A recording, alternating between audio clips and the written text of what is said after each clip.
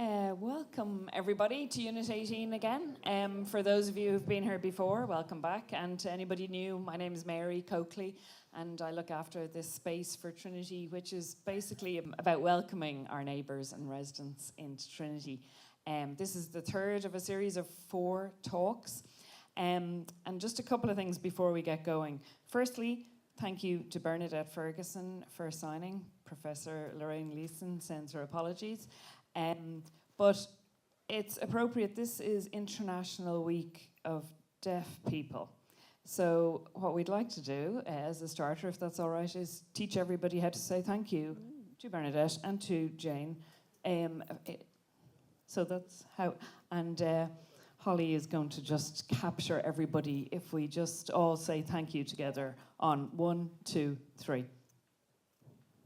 Thank you, everybody. So as you can see, we're videoing the event. It'll be on Trinity's YouTube in due course, thanks to Ringsend Rock School, Dylan, Adam and the guys. Emergency exits at the back and where you come in, not there. And for the questions at the end, if you just, I know there'll be lots of questions. That's what we like, lots of interaction. Don't be afraid to speak up, but just wait until we get the mic to you. It's just because for the video then we'll have the sound of your question on the video, if that's all right. So the last talk is next week, Professor Jane Ohlmeyer, Minding Your Mental Health, Walking, Talking and Moving. Do come along because we'll have a little drink and networking afterwards, so that's the best one. No, it's not really. So finally, most importantly, thank you and welcome to Professor Jane Ohlmeyer, who is Erasmus Smith's Professor of Modern History at Trinity. She was a driving force behind the 1641 Depositions Project and the development of the Trinity Long Room Hub Arts and Humanities Research Institute. Has anybody been into the Long Room Hub or know where it is? No. Anybody? We'll have to get you in. Yeah. We will have to get you. It's up near the front. When you walk in Front Square, turn right past the exam hall, that building with the steps up to it. It's a more newer, modern building. And they have lots of really great public talks and events going on, which are open to the public as well. So definitely check them out. So back to Jane. She chaired the Art Research Council from 2015 to 21. And in 2023, she received an advanced ERC, European Research Council Award, which are very competitive grants for Voices, a project on the lived experience of women in early modern Ireland. She's the author or editor of numerous articles and 11 books, and her latest is Making Ireland, Ireland, Imperialism and the Early Modern World, which is based on 2021 Ford Lectures in Oxford. In 2023, she was awarded the Royal Irish Academy Gold Medal in the Humanities. So thank you, Jane, and over to you. Thank you. Thanks very much, Mary. So thank you very much, Mary and Holly and everybody for coming out on such a wet old afternoon. It's really amazing you're here. I thought, geez, it'd just be the 3 of us. So it's very good. Fantastic to be here. I'm being provocative with this title. You probably got that. But I'd like to just begin by asking a question. How many of you think Ireland did have an empire? A couple. How many of you think Ireland didn't have an empire? A few more than did. And the answer, you're probably both right. I mean, you're all right. It's a complicated one. But it's one that over the course of the next sort of half an hour, 40 minutes or so, we'll talk a little bit about, and plenty of time for Q&A at the end. As Mary has said, my talk this evening is based on a series of lectures that I gave in Oxford, except I didn't give them in Oxford because of COVID. I actually gave them here in Dublin, but they're on the RTE website. So if you've liked what you've heard, there's 6 hours more waiting for you. On the RTE website, and you can just Google, if you can spell Ohlmeyer, you'll always find me. And then the lectures now have appeared as a book, and the book is Making Empire. If you order it directly from Oxford, there's a special little code here, and I can leave the details with Holly and Mary, but you get a third off. So if anybody does want to order the book, do it directly from the press, or I hate to say it's the same price on Amazon. I hate promoting Amazon. I hope this isn't being recorded. Anyway, buy it in Hodges Figgis, but it's more expensive there. Why does it matter? Why is it important that we're having this conversation? And I suppose it's stating the obvious, that empire and empires, imperial processes and policies have really shaped our history for millennia. It's nation states that are the blips on the historical horizon. And yet in a modern world, we rarely think about empire, yet we're dealing with the legacies of empire when we look at what's going on in the Ukraine with Russia, or in the Middle East. These are all as a result of imperialism, colonialism. And then recently we've seen a whole series of movements, Black Lives Matter, which really took off after the murder of George Floyd in 2021. But the whole Statues Must Fall campaign that began with the call to get rid of the statue of Cecil Rhodes in Cape Town. It spread then particularly to Oxford. They wanted to get rid of the Rhodes statue there. It's still standing, folks, and we can come back and talk about statues and whether they should or shouldn't come down. We can have that conversation at the end, but simply to note that most of the statues in Ireland have come down, obviously post-independence, most spectacularly in 1966 when Nelson's Pillar was blown up on O'Connell Street. Some in the north now are a bit dodgy, but we can again come back to this in a moment because it is very much an issue of our time. But I'm going to take us back now to what we call the early modern period, the years between about 1500 and 1800, and we're going to look at 4 big themes that really underpin the book. The first is Ireland was England's oldest colony. So England colonized Ireland from the 12th century, and Ireland was completely integrated into England's imperial system. And I'm saying England rather than Britain, because at this point it really is England. It becomes Britain after 1707. But the period we're talking about, it really is an English empire. The second thing I want to look at is how Ireland served as a laboratory for imperial rule, and how policies were worked out in Ireland, and how men, and it really is men, learnt the business of empire in Ireland, and then they took it abroad to the Atlantic world, but also to India. The third thing I want to do is say a few words about how the Irish, on the one hand, were, if you want, victims of colonization. They were colonized, but also became active perpetrators of colonization and imperialism. And I mean both Catholics and Protestants. And they did so in the English Empire, but they also did it as part of the French Empire. Holly's the expert on the Irish and the French global empire. The Spanish Empire, the Portuguese Empire, the Danish Empire, the Dutch Empire, you name it, they're all over everybody's empires. They're what I call, they piggyback on the empires of the European powers.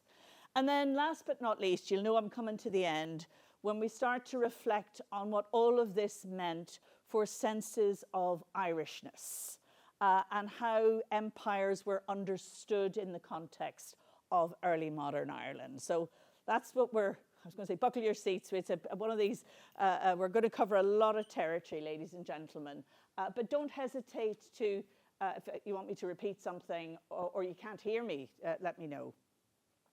So let's start with that first big theme of Ireland being England's first colony, Obviously that begins in the 12th century, but it really gains momentum from the late 16th century, from the 1570s, with plantations, particularly in Munster, but after 1603 in Ulster as well. Alongside that, we see this desire to civilize. Now, every time I say that word civilize, it's in inverted commas, because obviously it's a problematic word, but that's the language of the time. What it really meant was that the English wanted to anglicize Ireland. They wanted to introduce the English legal system. Not they just wanted to, they did introduce the English legal system. The English language, English culture, dress, architecture, agricultural practices, and of course the English religion, which was Protestantism. Alongside that was this imperative to create a subservient economy in Ireland, economic imperialism. And we see a period of intense commercialization and urbanization, and a determination to replace the barter economy of Gaelic Ireland with one that is about money. And that all happens in this period. I love images. And this image actually captures for me efforts to anglicize Ireland. And it also signals the importance of women in this endeavour, which I'm doing a lot more work on, as Mary mentioned, with my current ERC. But let's look at Hibernia here. Here this image dates from the 1650s. She's dressed as an English woman. Her hair is styled in the civilized fashion. She's got bees at her head. Remember, bees are the symbols of colonization and of industry. At her side, she has tamed the highly prized Irish wolfhounds. You can see here the cattle, and they're English cattle. Do you know how we know they're English cattle? Horns. Exactly, they've got horns. Indigenous Irish cattle, the Moyle cattle, don't have horns. But again, the image is just telling us how Ireland has been civilized. But yet in the background, we have the wood. And we don't see the wood cairn or the wolves, but they're there in the imagination of the reader. And they signify, obviously, resistance to colonization. Because as we talk about it, it's being constantly resisted. And that's a very important part of this story, how all these attempts to make Ireland English were constantly resisted. And the resistance could range from speaking the Irish language, maintaining Catholicism, to full-blown rebellions and wars. So never forget that. Okay, so that's our first thing. I want to say a few words about Ireland as a laboratory for empire in the Atlantic world and in India. I won't say much about India here, but I'll come back to India later in the lecture. Basically, the negative stereotyping of Ireland and Irish people is the example that I'm going to use of how Ireland was used as a laboratory for empire. I want to explain how basically an ideology of othering was conceived in Ireland, developed in Ireland, and then exported around the English and later British Empire. It all begins with this man here, Gerald of Wales, Giraldus Cambrensis. I don't know if anybody has heard of him. I want to quote from him, though, because, again, he's absolutely horrible about the Irish. He describes them as a barbarous people, a rude people, living like beasts. He argued that they were geographically isolated from the civilized nations. Remember, the Romans never made it to Ireland, so they were never civilized. They learn nothing and practice nothing but the barbarism in which they are born and bred, and which sticks to them like second nature. So this rhetoric of Cambrensis characterizes the perceptions of the Irish in the Middle Ages. And his book is a bestseller in Latin, if you can imagine that, in an age before we have printing and bestsellers. But it was extremely widely read. But more interestingly, from our perspective, it becomes a foundational text because it is reprinted in the 16th century as part of Holinshed's Chronicles, and it's reprinted in English. So it reaches a whole new set of audiences, and it comes to underpin an ideology of cultural difference. Now, today we could use the word racism, but in this period, that word isn't used. It's very much a product of a later period. But this, what we see is ethnocentricity or cultural superiority. And it's very much picked up by this man, John Derrick. And again, a picture can say 1,000 words. He publishes a book called The Image of Ireland in 1581 that includes these very negative representations of the Irish. Again, they're very sinister. The mantle that was worn is regarded as being subversive. In the background, we have a wolf. Derrick referred to the Irish again. I'm going to just quote from it as hogs and dogs, caterpillars and grasshoppers. In other words, they're subhuman. They're not even human anymore. They're now subhuman. And this rhetoric is then picked up by a man called Edmund Spenser. Most people know Edmund Spenser as a Renaissance poet, but actually he was a Munster planter as well as a Renaissance poet. But he wrote a book called A View of the State of Ireland, where he really becomes the classic exponent of this cultural superiority. And he calls for the wholesale destruction of the Irish, along with their culture, their society, their economy. And he says, England, come in and replace everything Irish with everything English. Again, nobody would use the word genocide, but that's effectively what Spenser is calling for.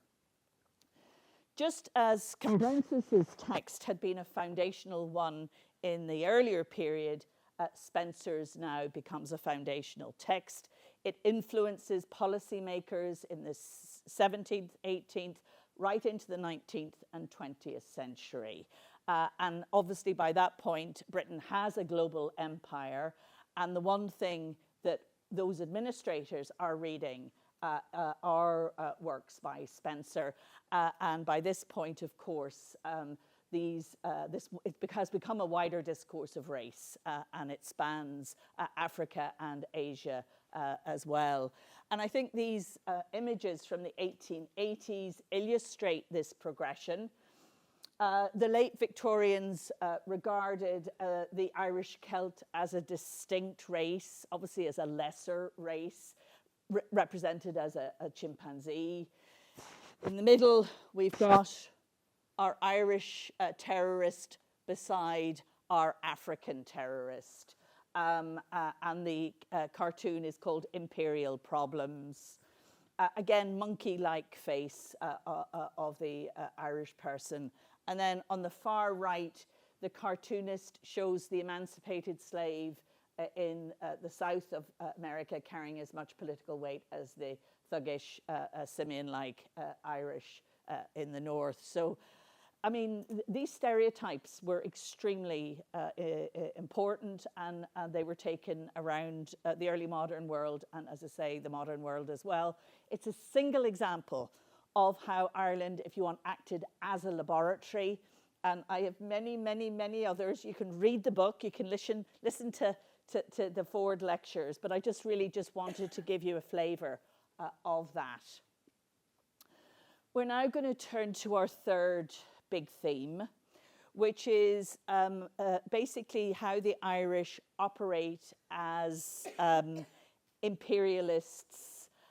Some are very active, others are there involuntarily, but they're both Catholics and Protestants. And we'll look at them in all of the European empires, but obviously we'll particular focus on the English one because that's where they're in largest numbers. Here's a map of the world in 1660, where we find Irish people. all over Britain, Scotland and Wales and England, all over continental Europe. And then, of course, we find them here in Latin America. They're in the Amazon, all over the Caribbean, the Dutch Caribbean, the Danish Caribbean, the French Caribbean, the Spanish Caribbean, the English Caribbean. Again here in North America, over here in India, and actually they're in the Philippines as well. I mean, just wherever the Europeans go, the Irish go too. They're there wearing many different hats at sea. They're great mariners. We're an island nation after all. They operate as pirates, as privateers, and a privateer is simply a licensed pirate. They are mariners on ships. They serve in the Royal Navies, not just of England, but of the other powers. On land, on the one hand, we have the Irish, or people from Ireland, who are the governors, the viceroys, the imperial bureaucrats and administrators. At the other extreme, they're the servants, the indentured servants. In between, we have the merchants, we have the soldiers, we have the educators, we have the priests, so on and so forth. So we're finding them across the world and in a very wide variety of occupations. They're intimately entangled in the economy of the day. And remember, the economy in this period is driven by slavery. Actually, it's driven by a number of things. It's driven by silver from the Spanish Americas, especially from Bolivia, Potosi, modern-day Bolivia, but it would have been Spanish Peru at the time. It's driven by the need for slaves, and the need for slaves is in turn driven by the demand for sugar and tobacco. And we see the Irish all over this economic system. But more importantly, and this is where the work of David Brown, who's also in the history department at Trinity, has shown, it's a cohort of, if you want, venture capitalists in London who are doing a lot of the, I suppose, driving of this very sophisticated economy. They're known as venture capitalists or adventurers, and these are men who have speculated in Irish land. And Dave has shown how they use Irish land and Irish labour along with the provisioning capacity of Ireland, and I'll talk about that in a moment, to really fuel the first English empire. So, I mean, when we think about this, everybody focuses on London and focuses on the English, but when you go down a layer, we see Ireland too. That's really the point that I want to make. So I want to talk a little bit now about the extent to which the Irish were engaged in, if you want, human trafficking or the trade of people. And we can see this in a variety of ways. One is with indentured servants and then black enslaved chattel slaves. We'll focus on indentured servants first, because from the 1620s, we see large numbers of Irish people, especially from Munster, who are volunteering. And when I say volunteering, nobody's forcing them to go, but the other factors are pushing. Signing up to go particularly to the Caribbean. What we have here is an example of one of these indentures. It's for a boy, Richard Swan of Dublin, who's age 16. In this case, he's going not to the Caribbean, but to the Chesapeake. The Chesapeake is basically Maryland and Virginia. And you need to see that world as very interconnected. And as I say, from the 1620s, we have agents in Ireland rounding up large numbers of people to send them. And remember, in the first half of the 17th century, we don't have black slaves. So you're using Irish labour, basically, particularly for the cultivation of tobacco and sugar. Richard Ligon has written a history of Barbados, where he talks about what the conditions were like for the indentured servants. And you can read it there. The slaves and their posterity, being subjects of their masters forever, are kept and preserved with greater care than the servants. i.e. the indentured servants, who are theirs but for 5 years. Because an indentured servant would sign up for a period of time, 5 years, 7 years, 10 years. And at the end of that period, if they survive, they would be given their freedom and a little patch of land by their masters. But of course, many didn't survive.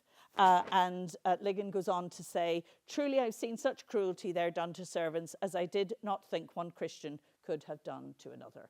So, I mean, utterly miserable. Now, we know the work of historians has shown that the life of indentured servants varied from place to place. It was utterly miserable, but it wasn't as miserable as black enslaved chattel peoples. I think the historians have demonstrated that. And it's really, I want to turn now to looking at Irish engagement in the slave trade. Obviously, this is a very romantic visualization of an enslaved woman. There she is wearing her Indian calico skirt. She's got a tobacco pipe at her waist. She's in Brazil. More black slaves go to Brazil than anywhere else in the world, including North America. And I have found Irish men who are owning black slaves, but also enslaving indigenous Indians in the Amazon from the 1620s. Bernardo O'Brien from County Clare, he actually sets up a colony, and he describes it as an Irish colony in the Amazon. I mean, it's a fascinating story. He leaves us a very detailed account of his activities. But we know a lot also about what's going on from the writings of Sir Hans Sloane. Where does Sir Hans Sloane come from? Anyone know? Roscommon, well, not far, County Down. So when you think of Sloane Square, you don't think of County Down, you know, Killilay, County Down. So Sir Hans Sloane's collections were the collections that underpin the British Library, the British Museum, the Natural History Museum. He married a very wealthy Jamaican slave heiress, an heiress who owned slaves and sugar plantations in Jamaica, and really slave money funded all of his collecting. And as I say, he was of Ireland. Whether he's Irish or not, we can debate that. But he also writes a lengthy account of his time in Jamaica. And again, he describes the conditions, not of the indentured servants, but of the chattel slaves. And I don't want to, some of this stuff is very harrowing to read, but particularly the cruelties that were meted out to the enslaved peoples, including by overseers who were Irish. We have also plantation owners, and I'll come back to them, who are Irish. So on the one hand, you've got the indentured servants working in the sugar plantations alongside the black slaves. On the other hand, we've got Irish, or men from Ireland, who are the overseers meting out these sorts of brutal punishments. This is actually the slave memorial in Zanzibar. I don't know if anybody has been there, but it's one of these places, even if it's 40 degrees, you feel, that chill. It's a very disturbing place indeed. But the reason I've put the slide there is just to say, when we think of the slave trade, we think of people when they get to the Caribbean. You've got to remember just how few actually made it across. Many would have languished in slave markets, and Zanzibar was catering actually to the slave trade in the Middle East, whereas West Africa was for the Atlantic world. But something like 1 in 5 people didn't make it across the Middle Passage. It was a really appalling journey, and the conditions in which men and women and children were kept beggar belief, in that they were stripped naked and they would have just lain on the bare wooden ship of boards, subject to immense cruelty. And they were all, families were broken up, communities were broken up. They wanted to divide and rule. It's all been very well documented by somebody called Marcus Rediker. And there you see one of the illustrations collected by Thomas Clarkson of the Brooks. And again, that's a pretty iconic image, and the sheer inhumanity of that, I think, still is I mean, it's really shocking to see it. This was the beginning of the whole the abolition movement. But from our perspective, we've got to remember that the captain of the Brooks was a man called Clement Noble, and he was from Ardmore in County Waterford. And we have large numbers of Irish mariners who sail on these slave ships. They're not allowed access to the Royal Africa Company, which is the, if you want, English slave trade market. However, where they really excel is in the slave trades in Spain and France, and that's an area that, again, Holly knows more about than I, but probably one of the most important slave traders in this period was a man called Antoine Walsh. He was based in Nantes. He was the son of a Dublin merchant. And over the course of his career, I think he makes about 40 trips. Let me just give you the right figure, because, I mean, it really is, let me just see if I can find how many. Yeah, he makes 40 slaving trips, and he shipped about 12,000 chattel slaves to the French Caribbean, especially the colony of Saint-Domingue, and he later got an estate there. We have another very important Irish slave owner in Cuba called O'Reilly. Again, it's in, you know, that's where we really see them acting as slave traders. So modern day Haiti is where our friend Walsh bought his estate, and he obviously prospered.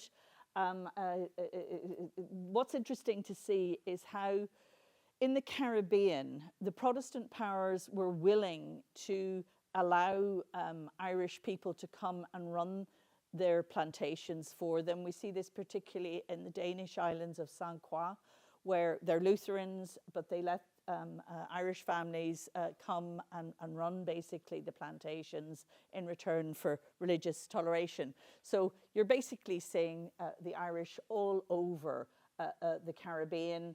And one point I would make about this, there are probably about 30% of the white population in the Caribbean, whether it's the English, French, or Spanish, were Irish. 1/3 of all of those people who left Ireland were female. That's a really high proportion were female, and a large number would have been Irish speakers. In other words, they would only spoken Irish, they didn't speak any English. And we know this from the accounts of the priests who were saying, God, you better send some Irish speakers here, because we can't, you know, we need to be able to minister to the population. And children as young as 5, particularly during the 1650s, when, of course, Oliver Cromwell literally transported thousands from Ireland to Barbados and to Jamaica. So, I mean, we need to do a lot more work, actually, on these migrants. And also to bear in mind that the migrants, here we are, this is some of these, sorry, let me just say a word about these censuses. So William Stapleton was from Tipperary. And even though he's an Irish Catholic, and he becomes the governor of the Leeward Islands, and he does, I mean, these amazing censuses where he tells us who's white, who's black, but then in terms of the white population, who's English, who's Irish, and their gender, and where they go. And again, as a source, this sort of material is just absolutely wonderful from our perspective. Montserrat, known as the Irish island, you probably are aware it's the only place in the world outside of Ireland where St. Patrick's Day is an official holiday. However, it was also the day that the enslaved Africans chose to hold a big rebellion. So obviously for that population, it has a different meaning. But when you look at the phone book, it's just full of Irish names, Stapletons, Blakes, Farrells, Hussies, Lynches, Roaches, on and on and on and on. Now, some of these people would have had Irish blood, most of it from non-consensual relations. Others would have taken their names from their slave masters, because we know that in the case of Montserrat, basically most of the slaves on the island were owned by families from Ireland. I want to say a few words about Barbados, because the nature of the settlement in Barbados was different to, say, Jamaica, which I'll come to in a moment. Barbados is where most of the indentured servants went in the early decades of the 17th century, and then a lot went again in the 1650s. So it's where we find the poorest Irish communities.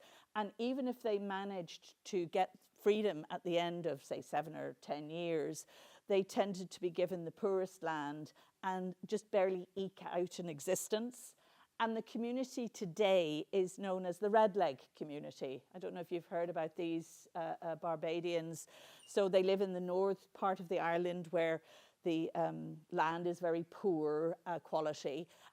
They still speak with Irish accents, and it's really quite extraordinary.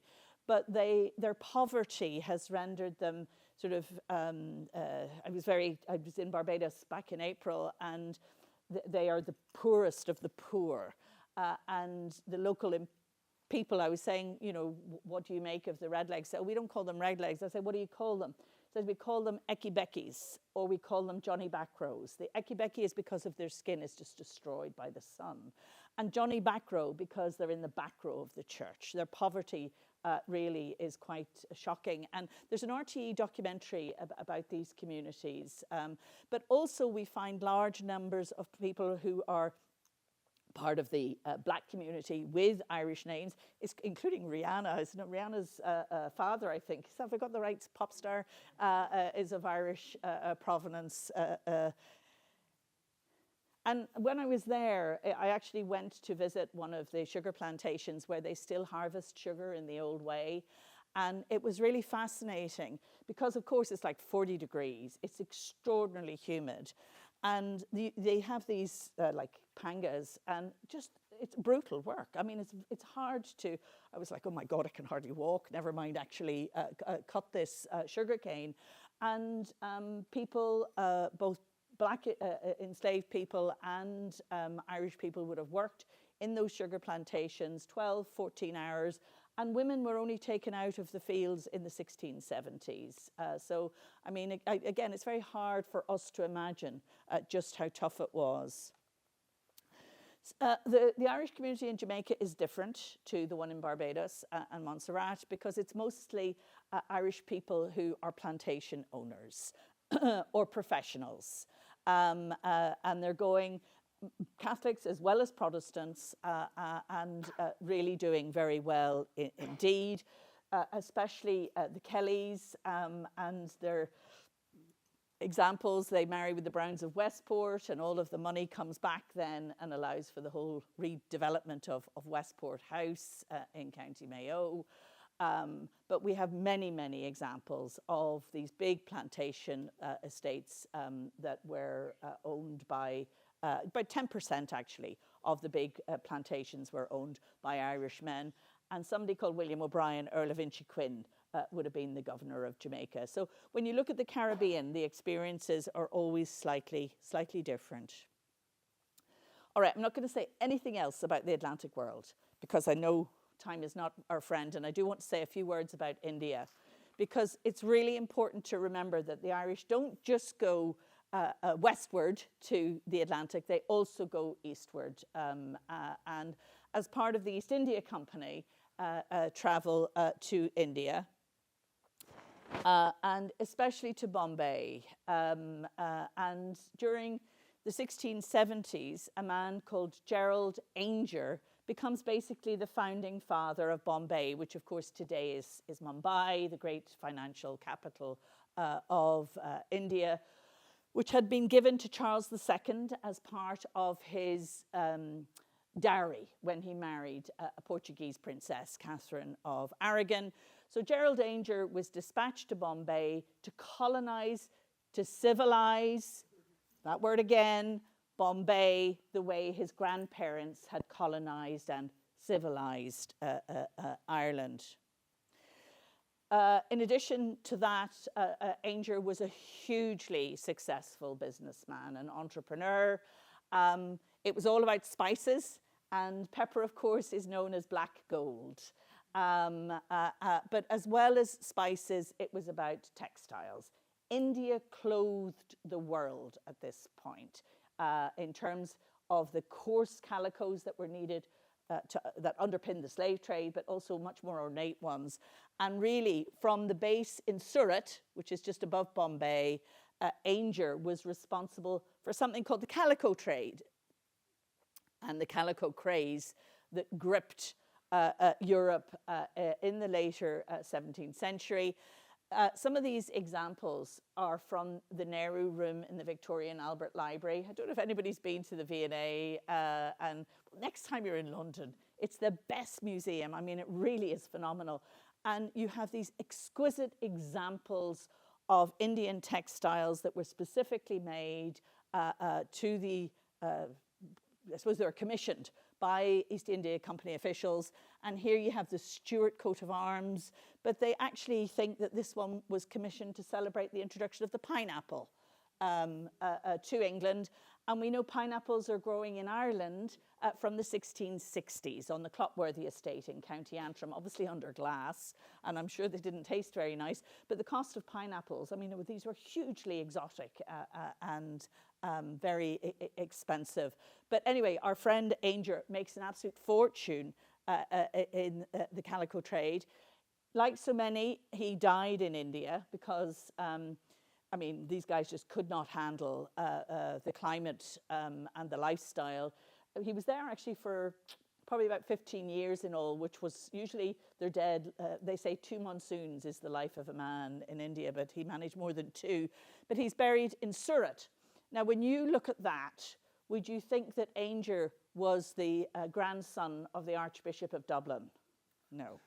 You look at it, it's just this Indo-Islamic funeral monument. It's absolutely massive, but that's where he lies. But we know Ireland retained a very important part of his identity. He remained in very close contact with his siblings, who he himself was born in Dublin, 3rd generation, and his siblings lived in Ireland. He made very close contact with them. In his library, he had many books by Irish authors, but he also made an absolute fortune.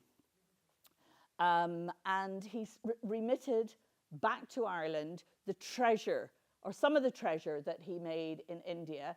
And his brother was the first property developer in Dublin, a man called the Earl of Longford, who developed the first suburb in Dublin, which was along Ainger Street. So the next time you walk up Ainger Street, think of Gerald Ainger and Bombay, because you have no sense from the exteriors, which are all 19th century, that behind them lie all of these incredible 17th century houses, except only one survives, 9A Ainger Street.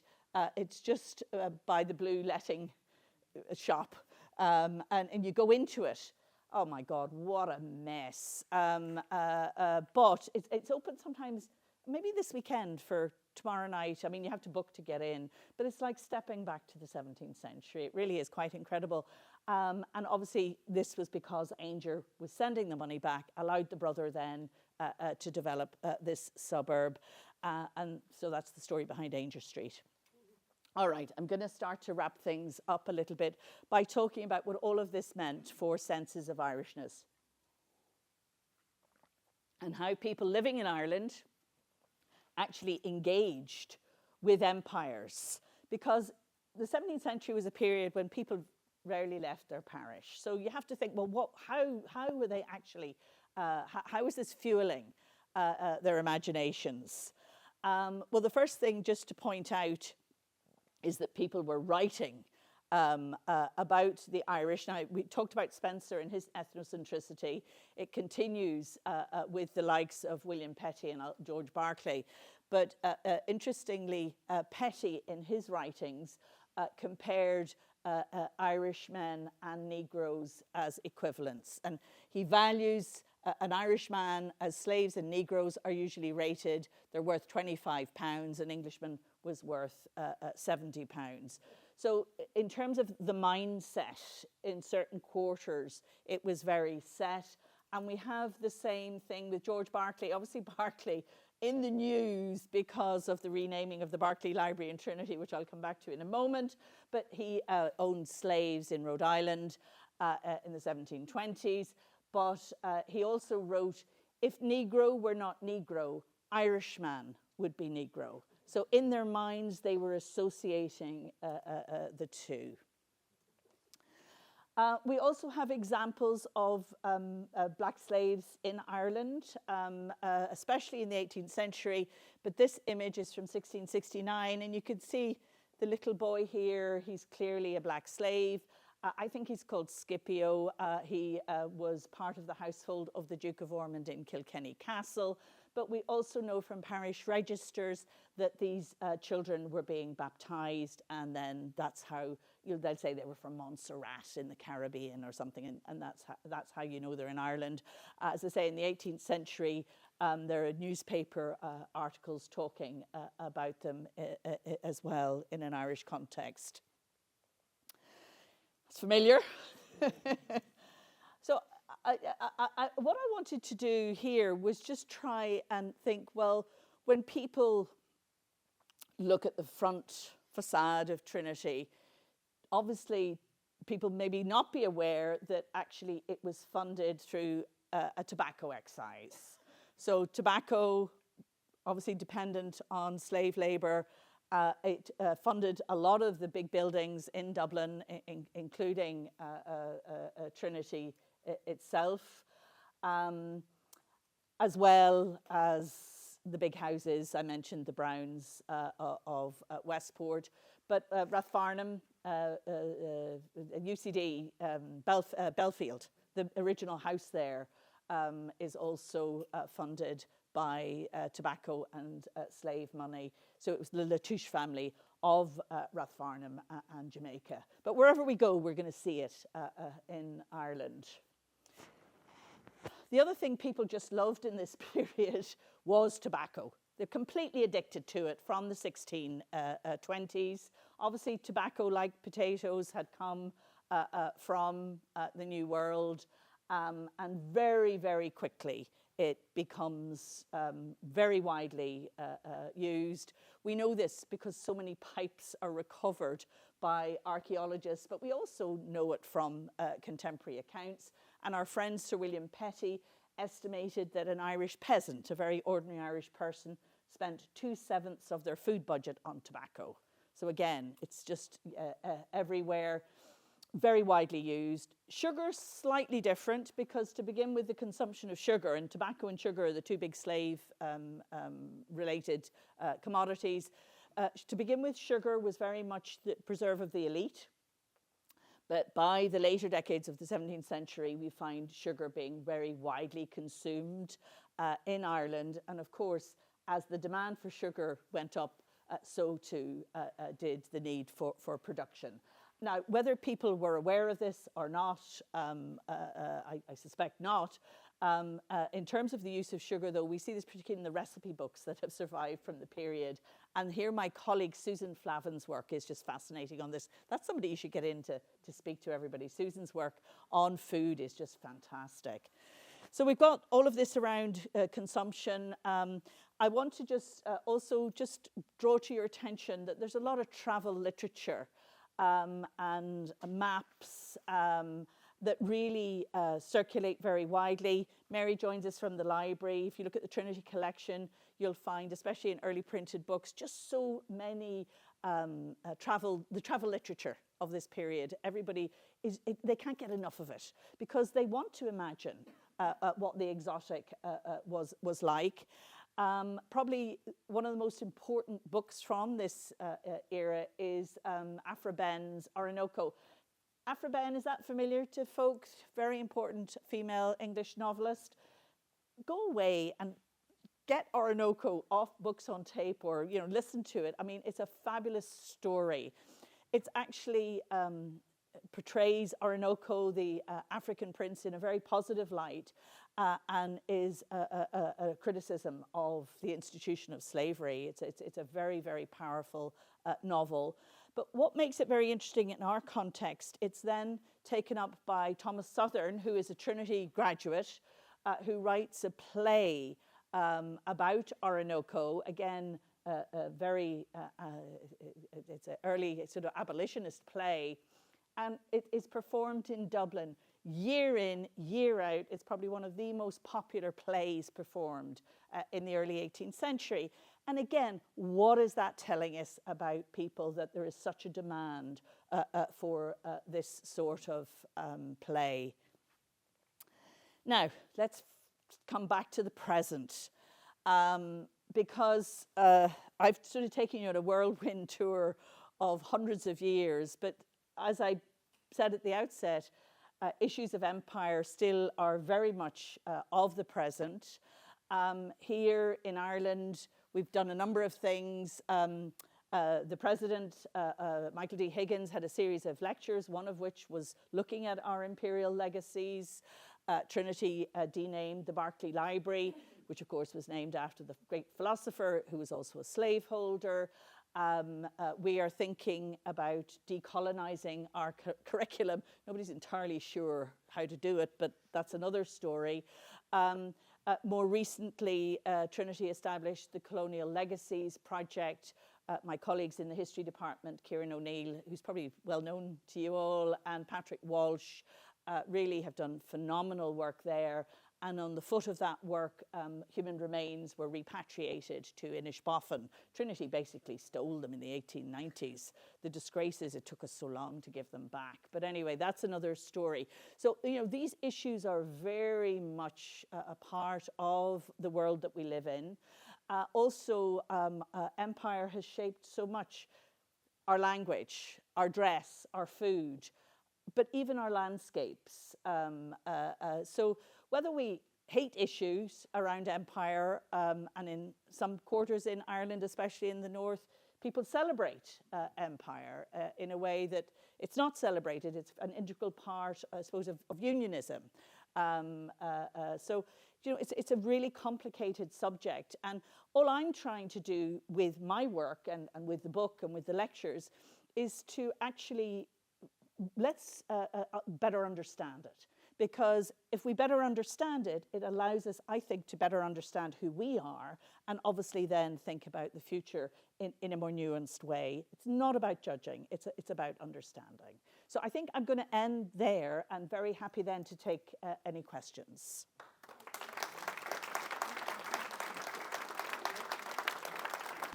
You actually mentioned statues about Berkeley, for example, of how now we're taking them down. I think the best example is how quickly our ideas change and how our minds change is in the Shelbourne Hotel, yes, where they were removed as slaves, but they returned as princes. I think that sums up how we're all... I think they were always Nubian princesses. I don't think it was just there was a reaction. Can I make a comment about statues, actually? I'd like to say two things. One is, I was very struck, as part of the book, I spent 6 weeks at the University of Western Cape. As part of the book, I spent 6 weeks at the University of Western Cape. And obviously, the main statue of Cecil Rhodes was taken down, but all the others were still there. And I said to my colleague, well, you know, why? And that was Mandela. Mandela says, we're not going to take them down, lest we ever forget. I think what's key here is context.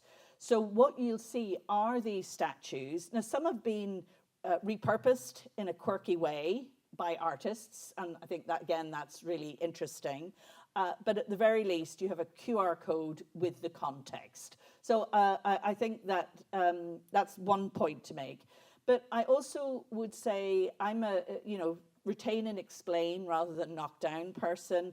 Although I think some of these statues do belong in museums rather than on the street, especially if there's no context. But I was in Lisburn last week for a talk, and I was at the museum, and I went outside the museum, and there was a statue of a man called John Nicholson there. John Nicholson, does that name mean anything to you guys? No? Okay, a little bit of context. He's an imperial psychopath. There's no other word to describe John Nicholson. Hope nobody's from Lisburn. Anyway, basically, 2/3 of the British Army in India were Irish Catholics. This is in the late 19th century. The officer class were predominantly Irish Protestants, including Nicholson. But Nicholson was probably one of the most sadistic of the officers. And in 1857, there is an Indian mutiny, and Nicholson treats the Indian insurgents with a level of brutality that it's hard to find adequate words to articulate. Anyway, instead of being condemned for his inhumanity, he's celebrated as a great imperial hero. And there's a statue put up outside, he dies outside the Red Fort in Delhi. Big statue goes up, obviously Indian independence, they want to get rid of Nicholson. So where do they send him to? They send him back to Lisburn, where he was born, and he's still there. Anyway, I went into the museum and I said, does anybody ever comment on Nicholson? You know, I was trying to be very, and she says, you're the first person who's bothered to even comment that he's there. There's no context, there's no explanation. And I'm just really surprised that it's still there. But we have other figures, Mitchell, obviously John Mitchell, a great Irish nationalist hero, but a very active proponent of the slave trade. And even Edmund Burke, who everybody knows, statue outside Trinity.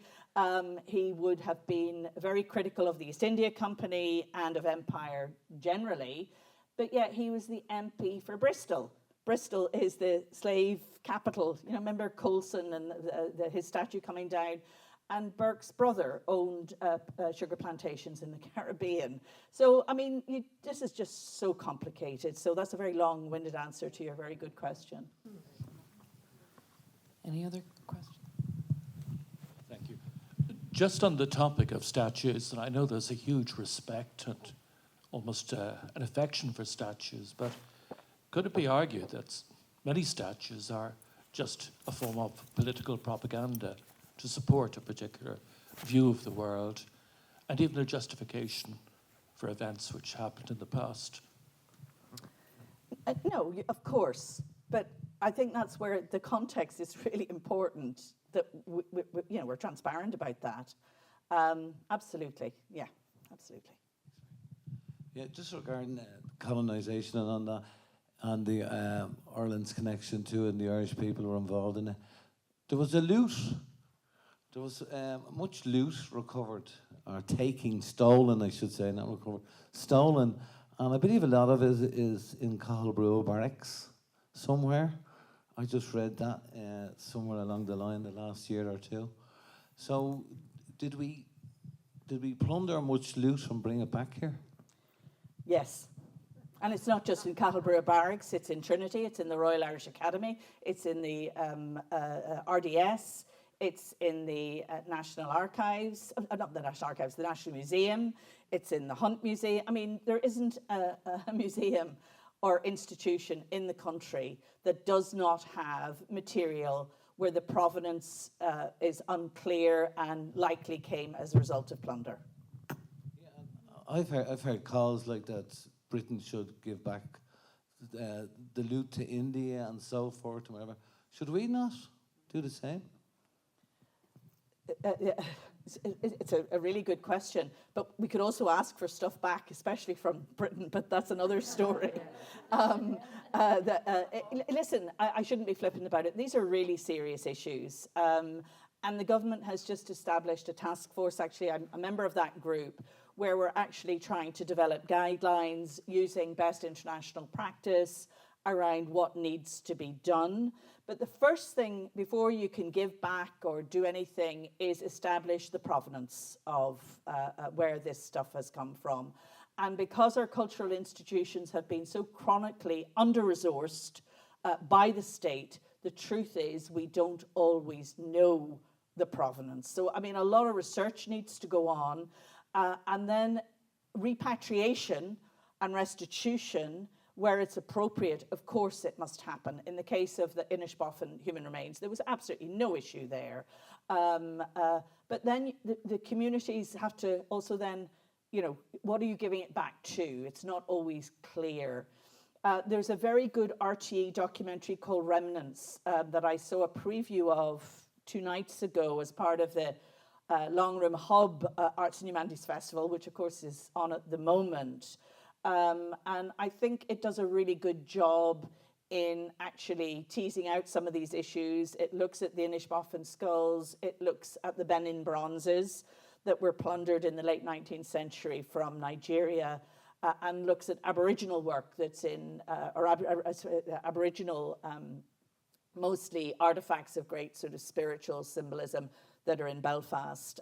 And you can see that Ireland is now beginning to really engage with this. And I actually think if the museums and cultural institutions were better resourced, that would happen more quickly. What is happening is through digitization, at least, either it's 3D models, or in the case of, say, in Trinity, I'm very aware of manuscripts that were plundered from the library of Tipu Sultan. So Tipu Sultan was the great leader in the 19th century of Mysore in the southern part of India, and our friend the Duke of Wellesley. I mean, this is it. The Irish are always over there somewhere. Actually, it's Richard Wellesley, the Duke of Wellington's brother. Have I got that right? Get them, Arthur and Richard, yeah, who plundered along with his troops Tipu Sultan's palace. And one of his really sacred Shahnamas is here. We also have in the library other material that would have come from the Red Fort in Delhi, including really exquisite medical tracts that were commissioned by Shah Jahan, who was the Mughal emperor who built Agra, the beautiful Taj Mahal, thank you, in Agra. So I mean, wherever we look, there are this material in the libraries and the museums, but it's not something you can do quickly. It's going to take a long time, but at least the conversation is beginning in a very serious way. Any final question or comment? Or so we'll just finish then by saying thank you for a fascinating, fantastic talk, Jane. My pleasure.